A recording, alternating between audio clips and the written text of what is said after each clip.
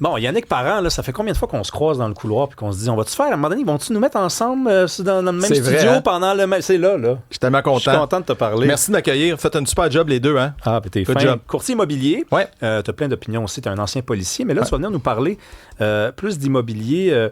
Il y a un dossier sur l'itinérance dans la presse. On remarque que les gens qui sont en situation d'itinérance sont de plus en plus vieilles. C'est-à-dire qu'en tout cas, il y a de plus en plus de vieilles personnes qui se ramassent dans cette situation-là. Puis ça a un rapport avec les évictions, ça, notamment. Oui, absolument. Puis écoute, dans le domaine de l'itinérance, on en parle dans l'article, là, 50 ans, t'es rendu une personne âgée à cause que la vie est tellement difficile comme itinérant. Puis on parle, Rémi, environ 35% présentement des gens en situation d'itinérance ont 50 ans et plus. Puis ce matin, l'article qui est sorti, c'est révélateur. Là. On parle d'une crise humanitaire parce que c'est ça l'affaire, c'est qu'il y a une espèce de trou dans notre système qui fait en sorte que ces gens-là âgés, qui ne devraient pas se retrouver dans cette situation-là, qui ne l'ont jamais été d'ailleurs, se retrouvent à des âges avancés, aussi avancés que 80 ans, là, tu te retrouves itinérant. Et là, effectivement, tu as raison, on met en parallèle les évictions, les gens qui perdent leur loyer, puis il n'y a personne en dessous pour les rattraper, tu sais. C'est incroyable. Alors, ces gens-là se ramassent à la rue et là, se ramassent dans des ressources avec du personnel qui sont aucunement formés pour accueillir ces gens-là. Alors là, c'est un grave problème parce que, écoute, un, on n'a pas d'endroit pour envoyer ces gens-là et deux, ces ressources-là n'ont pas la capacité, n'ont pas les moyens d'accueillir ces gens-là qui sont pourtant une réalité vraiment complète. Puis tu sais, en termes de chiffres, là, Rémi, là, l'itinérance au Québec, tu le sais, ça a explosé. Ouais. Depuis 2022, c'est incroyable. Tu sais, je suis un gars des régions, moi je viens de Rimouski, ça n'existait pas à mon époque. Mais là, l'itinérance, on le sait, là, c'est un phénomène qui est partout, mais disons-le, dans des grandes villes comme Montréal, avec ce nouveau phénomène-là, qui est pas si nouveau, mais qui est en pleine expansion, mais c'est problématique. Mais je pensais qu'on n'avait pas le droit d'expulser quelqu'un passé un certain âge. Bien, sais-tu quoi? T'as en bonne partie raison, parce qu'il y a la fameuse loi Françoise David, excuse-moi, qui a été mise en place en 2016, qui, elle, vise à protéger ces gens-là, qui a été revue en 2024, parce que maintenant, une personne qui est âgée de plus de 65 ans, qui demeure au même endroit depuis plus de 10 ans, puis qui a des faibles revenus, disons-le, là, ne peut pas être évincée automatiquement, devient un peu protégée au sens de la loi, ce qui est tout à fait correct. Mais disons-le, malheureusement, souvent, ces gens-là, la réalité, c'est qu'ils ne sont pas informés de leurs droits, ils le savent pas et ils se ramassent quand même pour plein de raisons, dont les rénovictions. Les gens qui vont acheter des immeubles pour rénover voient pas cette clientèle-là d'un bon œil, effectivement, point de vue revenu, parce que souvent les revenus, les loyers sont trop bas, donc on veut les évincer. Ces gens-là se retrouvent à la rue. Donc, dans cet article-là ce matin, une des principales causes, le point de bascule, c'est la perte du logement. Tu sais, quand tu dis que les gens sont pas, les ressources sont pas prêtes et préparées à accueillir ces gens-là, c'est qu'on s'est fait une idée, pas juste les citoyens de ce que c'était que l'itinérance, mais même les gens qui travaillaient avec eux. On s'imagine principalement des hommes qui, par exemple, consomment, qui peuvent être violents. Et là, on se prépare. Et là, on compose avec ça. Et là, surviennent des gens plus âgés. Des gens qui, par exemple, vont vouloir rester le plus longtemps possible au refuge. Alors que dans le cas de ces hommes de 50 ans qui veulent consommer, eux autres, ils veulent s'en aller consommer dehors. C'est pas les mêmes besoins. Puis il faut se préparer à ça, puis il faut se préparer vite. Oui, c'est ça. Il y a une urgence qui est là, puis présentement, on n'a pas ce qu'il faut pour accueillir ces personnes-là. Et disons-le, c'est problématique. Tu prends quelqu'un, exemple, qui a 75-80 ans, tu le mets en plein milieu de gens qui ont des problèmes de consommation, qui ont des problèmes aussi, justement, de mentaux, on va le se dire. Hein, c'est beaucoup de clientèle qui est touchée par les problèmes mentaux. Donc, on se retrouve dans une situation qui est épouvantable pour ces gens-là. Bon, moi, ça, c'est des affaires qui me brisent le cœur, sincèrement, je le dis. Puis là, je pense qu'on va essayer de changer un peu d'humeur avec tout ce qui nous arrive. Donald Trump, c'est assez déprimant de même. Parle-nous je l'ai dit, t'es un agent immobilier, donc t'en as vu des affaires. T'as-tu déjà eu le mandat de vendre une maison hantée? C'est déjà arrivé, ça? J'ai pas eu le mandat de vendre une maison hantée, mais j'ai rencontré des gens.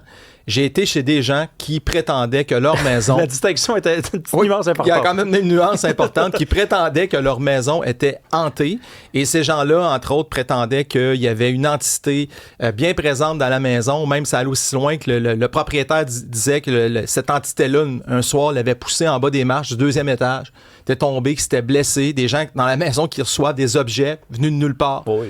En tout cas, vraiment. Et là, tu te ramasses dans une situation où ça vient confronter un peu tes croyances et tes valeurs, disons-le, là. Tu sais, puis je suis arrivé aujourd'hui avec ce sujet-là, Rémi, parce que hier soir, j'avais le goût de me détendre un peu. J'ai été voir un film au cinéma. Je suis un amateur de sorte de film. Je suis allé voir le nouveau film Insidieux, qui est un peu c'est un film d'horreur, là, disons-le. Puis j'ai dit, tiens donc, parce que pour plusieurs Québécois, en fait, je peux dire, pas juste une fois, ça m'est arrivé de gens qui disent qu'ils sentent des présences. Ben oui, bien sûr.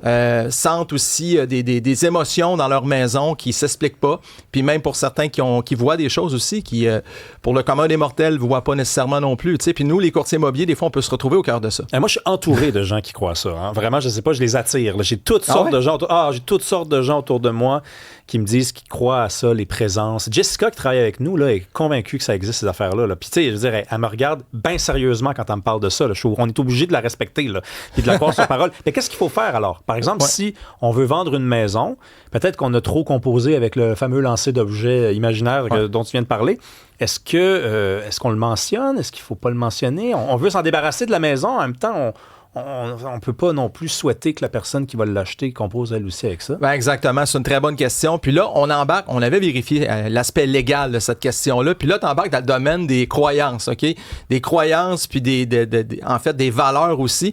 Donc, tout ce qui est de nature, en fait, qui pourrait déranger un futur acheteur. Fait que si, exemple, comme ça, l'exemple que je te donne, là, le monsieur qui dit qu'il s'est fait pousser en bas des marches, qui sent une entité constamment, il faudrait le déclarer. Il faudrait le déclarer. Puis, tu sais, je sais qu'il y a beaucoup de gens qui vont entendre ce qu'on dit aujourd'hui, vont dire, ben voyons donc, qu'est-ce qu'il est en train de raconter là? Mais ça va aussi loin que si cette personne-là achète la maison, puis, exemple, vit des phénomènes comme ça, et apprenait, exemple, par un voisin. Je donne un exemple, que c'est les anciens propriétaires plaidaient le fait qu'il y avait déjà eu des manifestations ou justement des gestes violents comme ça, puis ça n'a pas été déclaré lors de la vente de la maison, ben on s'était fait dire légalement que ça aurait dû l'être, en fait. Alors, absolument. Attends une minute, là, c'est parce que si tu achètes une maison, puis là, tu savais pas qu'il y avait cette crainte-là, ces expériences-là vécues, je mets expérience entre guillemets, vécues par le vendeur, et que là, tu ne les vis jamais, toi. Toi, tu expérimentes jamais ça, mais que ton voisin te dit ça, c'est quoi je veux dire, qu'est-ce qui va arriver concrètement? Là, on embarque vraiment dans le domaine encore là, un peu du oui-dire, puis un peu aussi des croyances, des valeurs et tout ça. Faut que ça soit confronté à une situation qui dit, écoute, est-ce que moi, si j'achetais cette propriété-là, considérant ce qui s'est passé à l'intérieur, je voudrais être informé de ça? Si à quelque part, cette question-là, la réponse est oui, on devrait le déclarer, au même titre qu'on veut déclarer d'autres choses dans une propriété. Je sais que c'est délicat, parce que la déclaration du vendeur actuellement au Québec prévoit les décès violents, exemple, par suicide. Maintenant, de plus en plus, l'aide médicale à mourir doit être déclarée aussi dans une déclaration du vendeur, mais les manifestations d'entités, si c'est de nature concrète, on pense que ça pourrait déranger un éventuel propriétaire, ça devrait être dit. C'est ce qu'on nous avait dit. Mais tu sais comment c'est, Rémi? Ça vient d'un avocat. On aurait parlé probablement à plusieurs personnes. On aurait peut-être eu des avis différents. Mais la logique en arrière de ça, c'est qu'il faut que ça soit de nature à être contrastant, à être dérangeant pour un futur propriétaire. On devrait à ce moment-là le dire. Mais tu sais, l'une des raisons pour lesquelles on peut pas rire de ça, c'est que c'est quand même inscrit dans la loi pour, par exemple, les suicides. Parce que la raison pour laquelle tu dois le déclarer, c'est que y a suffisamment de gens qui sont mal à l'aise d'acheter une maison où il y a eu, par exemple, quelqu'un qui s'est pendu. Puis, mais pourquoi vous êtes mal à l'aise? Parce que vous pensez que peut-être qu'il y a encore cet esprit-là. Donc, on y croit collectivement à ça. T'as tellement raison. On peut bien rire à la pièce des gens qui croient à ça. Collectivement, comme société, on est plus nombreux à être mal à l'aise d'acheter une maison où il s'est passé quelque chose de glauque. J'ai vendu des propriétés dans lesquelles étaient survenus des suicides et même une, entre autres, il y avait eu 2 meurtres à l'intérieur de celle-ci. Puis celle dont je te parle avec un suicide, je vais toujours m'en souvenir, c'était survenu dans la remise à côté de la maison. Et je dis aux gens, même si c'est arrivé dans la remise, il y a une obligation de dévoiler quand même, de divulguer. C'est pas parce que c'est pas arrivé dans la maison qu'on doit pas le dire. Et à ce moment-là, je faisais les visites, puis le gars de 300 livres, 6 pieds 2 qui venait visiter, qui ne voulait même pas s'approcher, même pas proche de la porte du cabanon, puis quelqu'un d'autre qui va venir visiter par la suite, qui va dire, moi, ces événements-là ne m'appartiennent pas, je n'ai pas peur des fantômes, je ne crains pas les manifestations, donc j'ai aucun problème avec ça. Fait que c'est vraiment très tranchant, je te dirais, ce que nous, on voit dans ce domaine-là. Moi, je ne crois pas du tout aux fantômes. Regardez, on est combien ici? Il y a Alexandre qui est ici, il y a Yannick, vous le voyez ici, lui ici, qui est assis ici? Hein? Non? Vous le voyez pas? Ça, c'est pas Non? OK. Moi, je voulais le saluer, mais c'est la première fois que je le voyais aujourd'hui, fait que j'étais pas sûr de son nom. Merci, Yannick Parent. Merci, Rémi.